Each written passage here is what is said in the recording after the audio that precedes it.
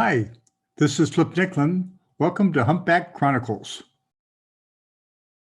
This is the third in a series of short stories about a single picture, how it was taken, and what it meant to me. For most of my career, I was a photojournalist for National Geographic magazine, and my area of coverage was whale research.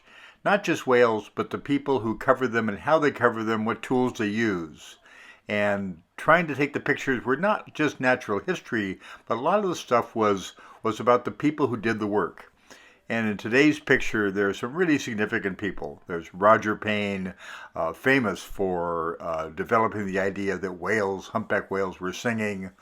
Jim Darling, working on social function of song, what those singing whales are doing.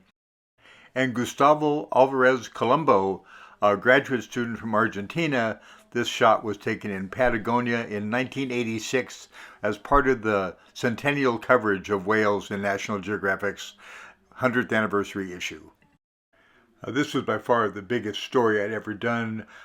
2 years in the field, traveling around the world, getting to work on the best projects with the best researchers, really anywhere I wanted to go. And of course, the real stars were the whales, like this right whale in Patagonia that's the star of the picture we feature today. Important to any of the stories I did was not just a picture of the whale, but of the people studying the whale. And at the same time, you wanted the whale to be big and the researcher to be small, and to see the face of the researcher. All of these came together in this picture. It was new to me at the time, but southern right whales and I guess many of the right whales will hang their tails in the air for minutes at a time. Whether this is sailing, letting the wind hit the tail, some places they call it rock nosing with the nose down into towards the bottom. But for making the picture, this is not a diving whale with a high tail. It's a whale that is head down, tail up for minutes at a time, and it's really made by the researchers in the small boat looking at the whale and putting their cameras down for a second so you can see who they are as they're focused on the giant whale tail so close to them. Here's the original scan of the 35 millimeter slide. It was on Kodachrome 64 stock, a shot with a Nikon F2, and my longest zoom lens, or longest lens at the time, was an 80 to 200 zoom. I think it was F4. I was sitting in a small bouncing inflatable tube.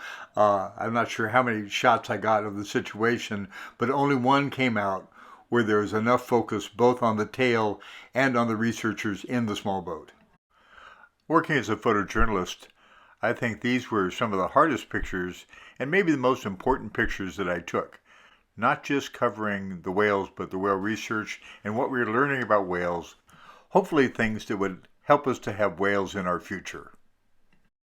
I weakened here and threw in a couple of pictures of whale tails without people. And I just feel I was very, very lucky to have the career I had and how much I enjoy and enjoyed the work I did around whales and continue to do.